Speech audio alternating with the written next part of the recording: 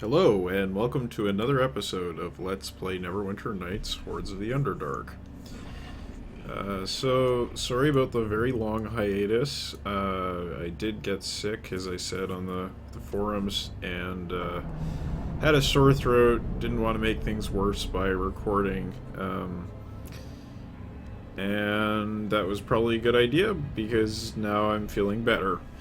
But when I did get sick, I got into playing some Lightning Returns as a sort of low effort, turn off your brain kind of game.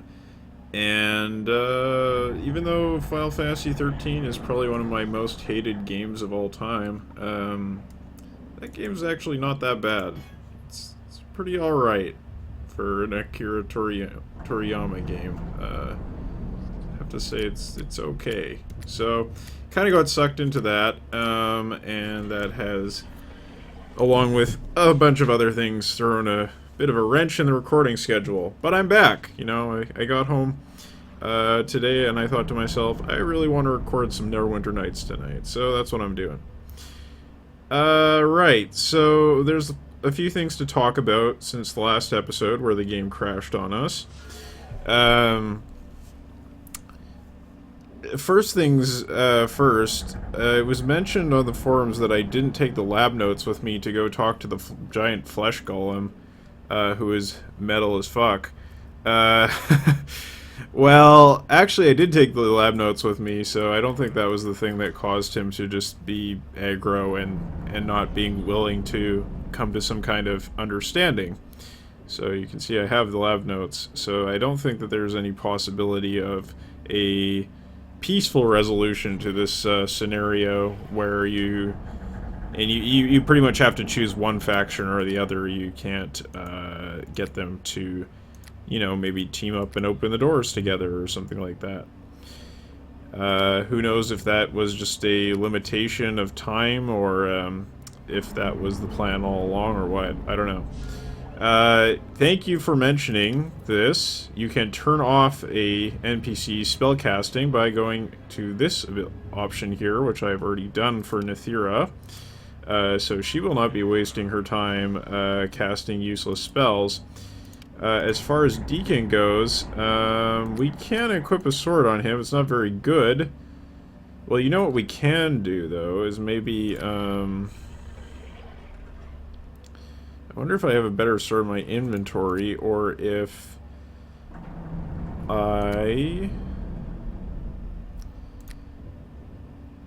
No, I don't think so. So, I think the solution here is going to be to maybe summon the genie and see if we can get a better sword for Deacon from the genie. Let's take a look. Once again, you have summoned me more. Of course. What do you have in stock? What do you need?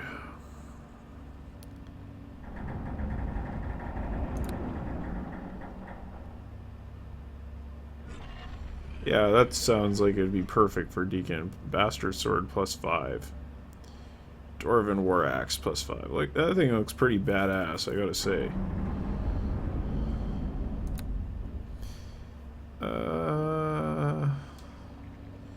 Looking for something a little bit more conventional. You wouldn't happen to have anything like that, would you? I don't think Deacon can use... Oh, he can use the sickle. I already sold this to the merchant, and I don't particularly want to waste all my money. Merchant's reaction is unfavorable. Oh, come on.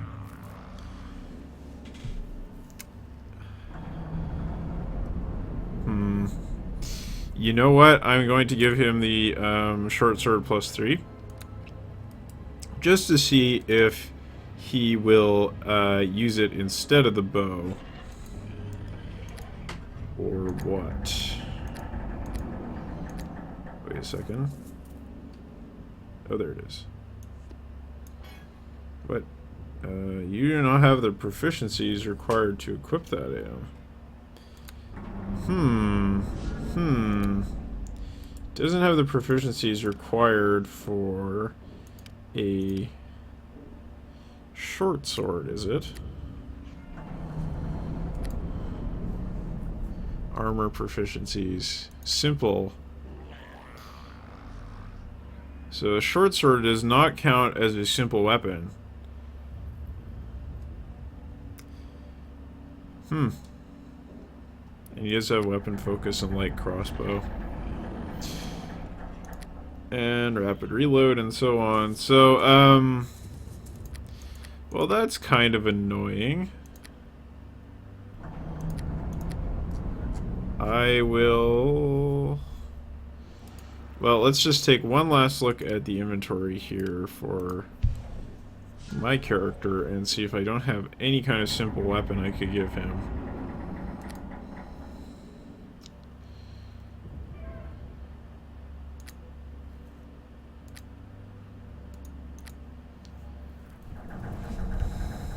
I have this dagger, but I don't think... Is that like... Oh, it is a +2 dagger. Okay, let's just give this to Deacon, just to see if he'll use it. It's not very good, but, nevertheless, let's give that a try. Alright, so I think that covers pretty much the prep stuff we had to worry about from the last episode. Of course, I will try to use my anti-golem stuff, if possible. So, this is before I took a rest. I believe I moved away so as to... Yeah, I moved away from this room to try to get a rest because there's enemies all over the place. So I'm trying to get my bearings here a little bit here and head on back to where the silver golems were hanging out. So this was the way I came, if I'm not mistaken. Yeah, see, this is those iron golems. This is where all the poison traps and stuff were. So, was there another way through here? No. Huh. Okay, well, this is a good opportunity to use those sweet anti-golem weapons against these iron golems. So let's do a little bit of that. So we got a trap. Oh yeah. One thing I wanted to mention, if you take a look at Nathira, if you look at her skills here, so her set trap skill is 14, and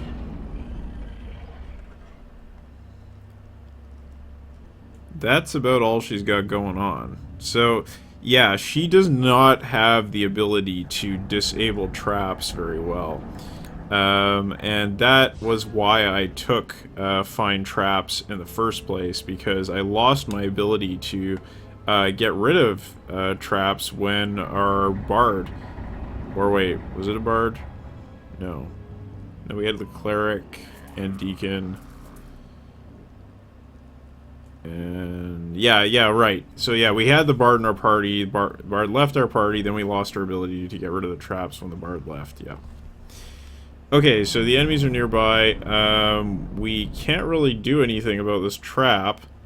Can I like... No, I can't like send my summon over there. Go, trigger the trap. Unfortunately, there's not a whole lot we can do here other than just like trigger the trap. Okay, let's do it. Boom.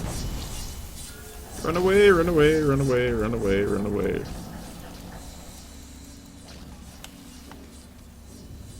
Alright.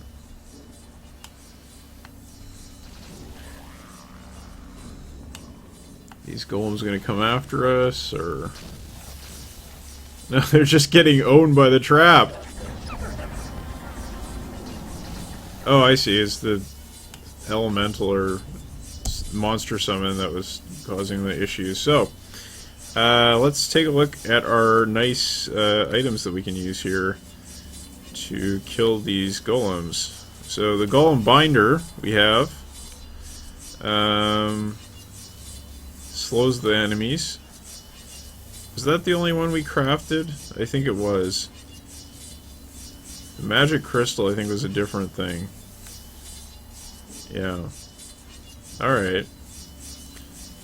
Well, seems as good a time as any to use the golem binder.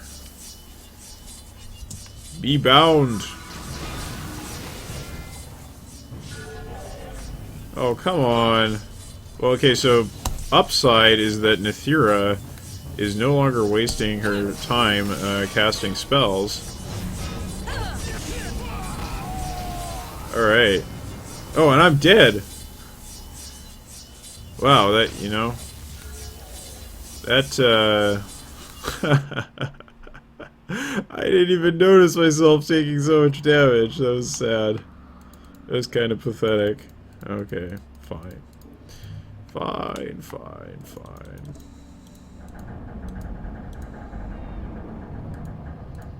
Alright. Gonna go here. We're gonna trigger the trap. We're gonna get out of there. Come on. Let's go. So I wonder how long that trap is gonna run. Or continue operating. Give it a little bit of time.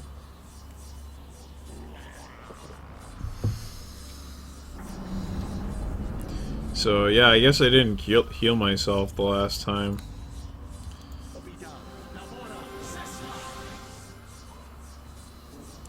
Actually, I should use some of my healing kits too.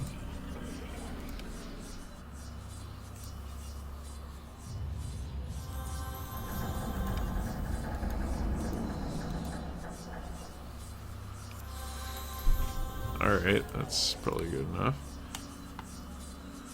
Man, that just keeps going. Oh! Silence. Serenity. It's time to take these golems on. Oh, we got the golem crasher still.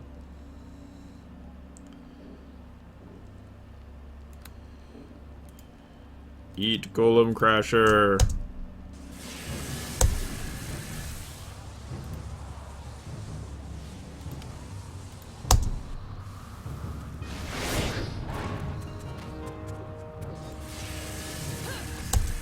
Alright. And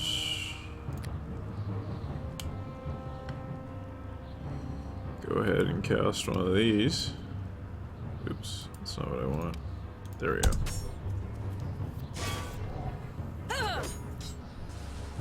Okay. Now you die. Your life is forfeit.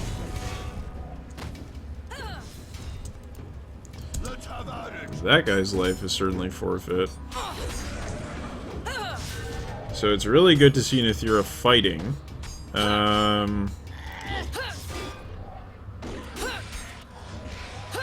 Let's just increase our text log a little bit there. I can't reach the target. Okay. Can you do then?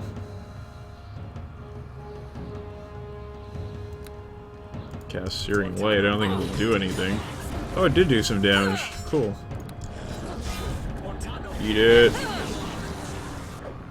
Or maybe that was just, let's see here. Take a look at this text log. Spell resisted, but I guess it worked the first time. Your life is forfeit. So, yeah, I mean, one thing I guess I can mention is that I haven't started playing Pillars of Eternity. I noticed that a lot of people are actually playing it on the something awful forums and are doing like challenge runs. And if people are doing challenge runs, then I don't know if anybody's really going to be interested in watching me play the game. You know, when there's so many other options out there. So, yeah, I'm not too sure what to do about Pillars of Eternity. I was thinking about making a video about why I think Lightning Returns is an okay game. Just a kind of quick tour of the game and its systems, and what I think was done well in them. But I'm not too sure what I'm going to do about the Pillars playthrough. I might as well summon my planner ally.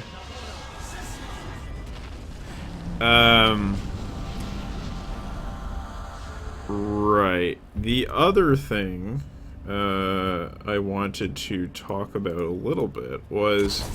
Oh, come on! Oh, man. Well, we got some more time to talk. The other thing I wanted to talk about a little bit was the Pillars battle system. So it was mentioned that, you know, Pillars battle system may have some improvements over 3rd edition or over Pathfinder or whatever, in terms of its game design. But it does also have a game system which was developed explicitly with the PC, you know,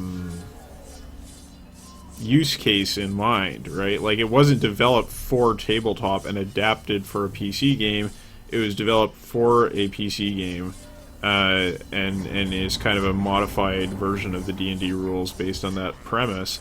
So it does have a lot of sort of esoteric damage and armor types that can easily be computed, like, you know, the deflection and everything can easily be computed by a computer in ways that a human player cannot, and that does sort of, I don't know, like, take it out of the same category as typical pen and paper rules.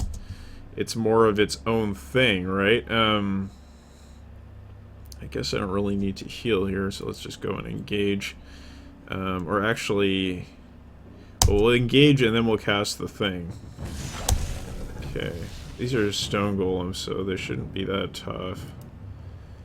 Let's use a golem binder on the other one here.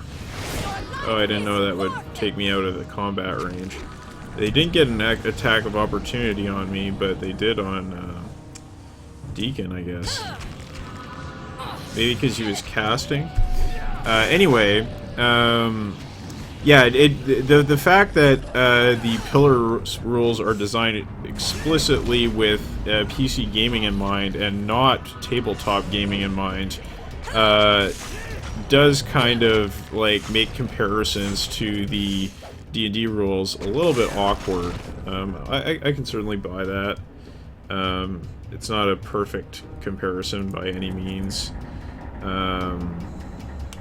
You know, that's okay though.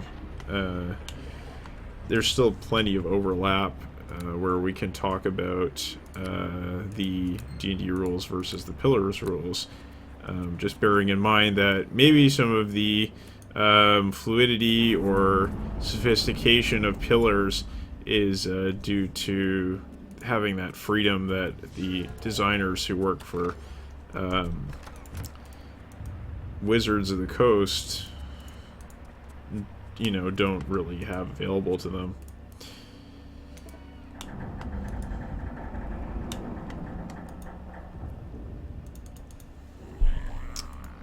Alright, maybe we can rest here. Yeah. Sweet.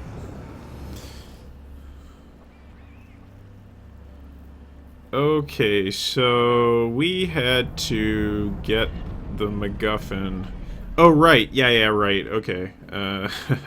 Had to rest so I could get the Disable Traps ability. That was what that was all about.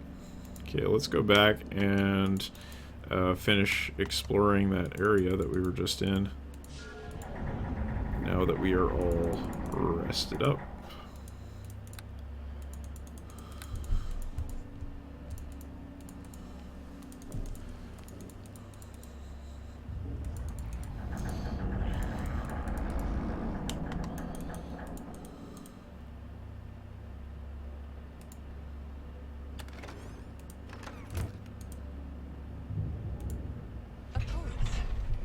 Okay, so we need to use knock.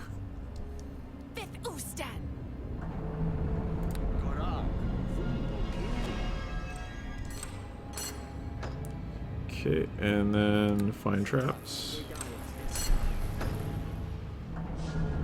Should do the job.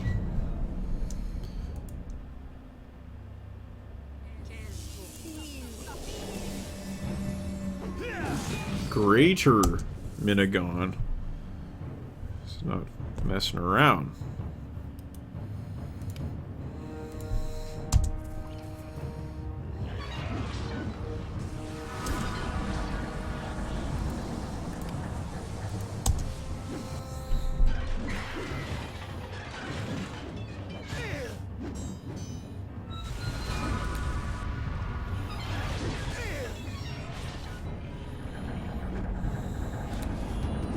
Okay.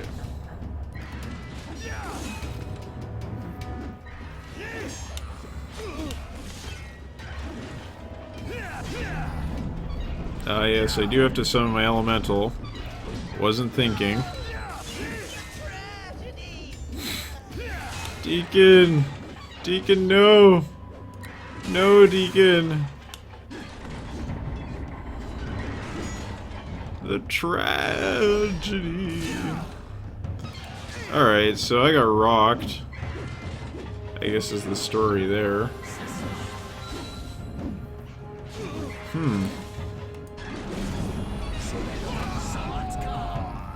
Okay. So we're gonna have to take that pretty seriously. Alright.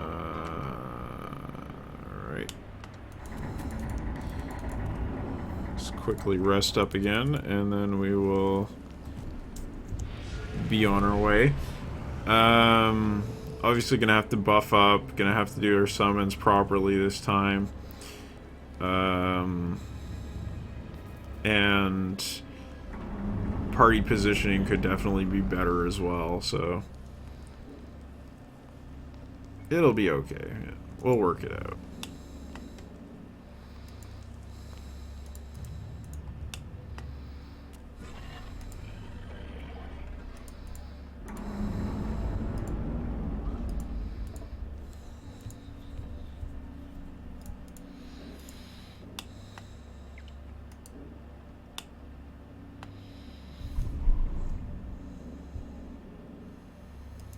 Oops, I went the wrong way. Gotta use that map.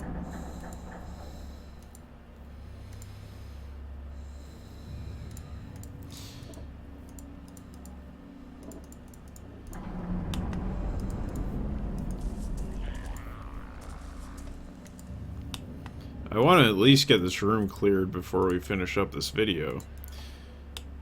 One thing that does keep me from recording on a very regular basis is the fact that recording 1 hour of video usually takes about 3 hours of work when you consider all the prep and uploading and stuff.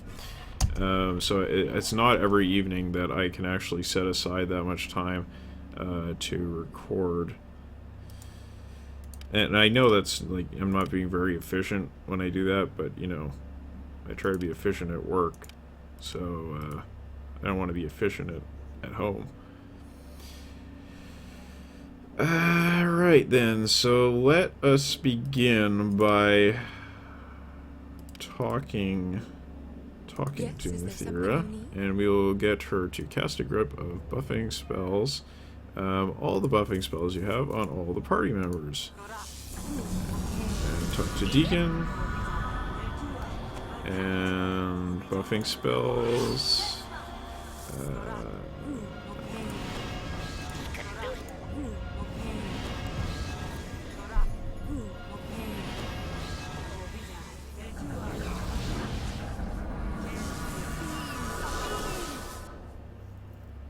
So the reason why I'm getting her to do this, all the spells instead of just some of them, or the long-lasting ones, is because she isn't going to cast any of them once she gets into battle, right?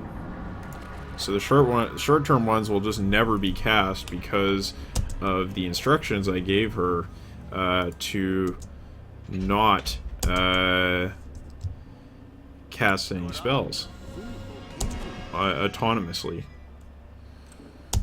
And we will go ahead and find traps. And we will go ahead and do another save. Okay, let's do this. Fifth Ustan. Come on, bring it. Oh, I didn't summon! I did not summon. I try, honestly. You know, I do try to be not a complete idiot. Okay, we got our summon up. Let's cast that Firestorm. Eat Firestorm.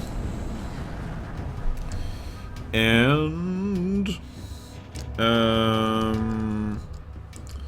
we're going to want to use our items, of course. Yes. No.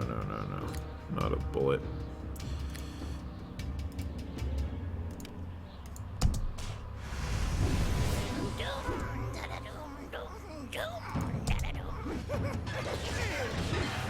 Get that defensive stance up.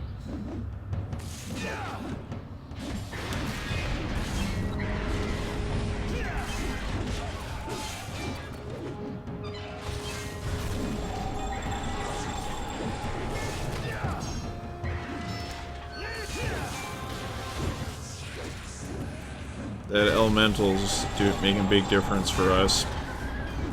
And positioning is obviously better this time around too.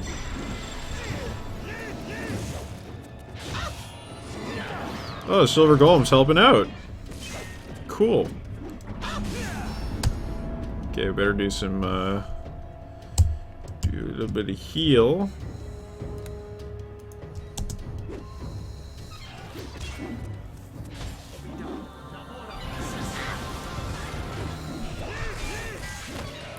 Okay.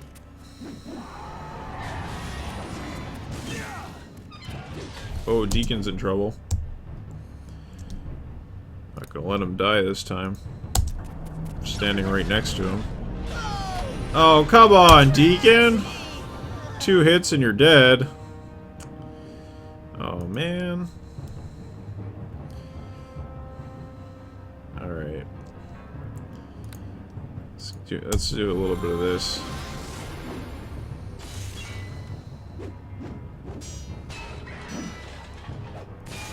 No?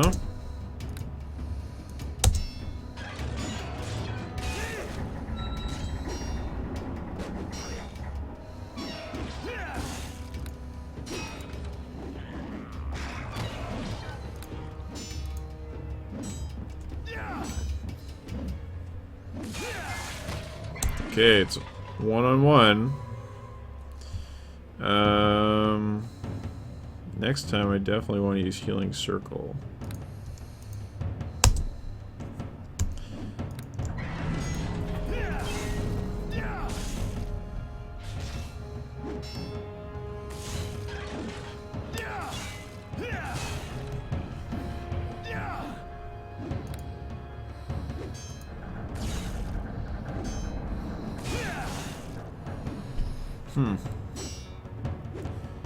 Not doing any casting for some reason.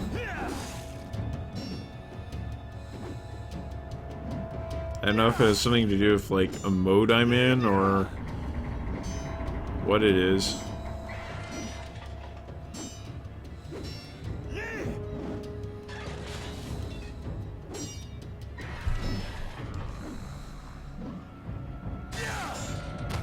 Alright. Wrecked.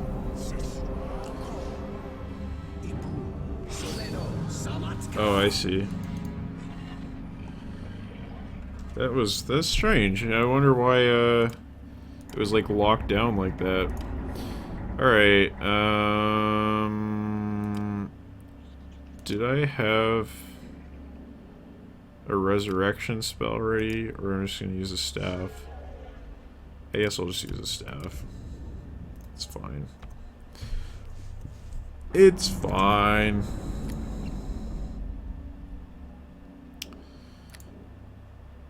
Rod of Resurrection.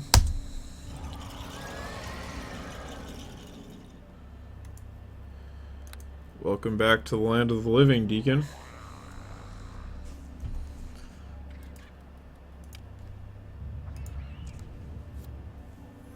So I love how those minotaurs were actually harder than the giant flesh golem. And yeah, I guess we're about done with this episode. And we will finish up this floor in the next one. So I will see you shortly for that.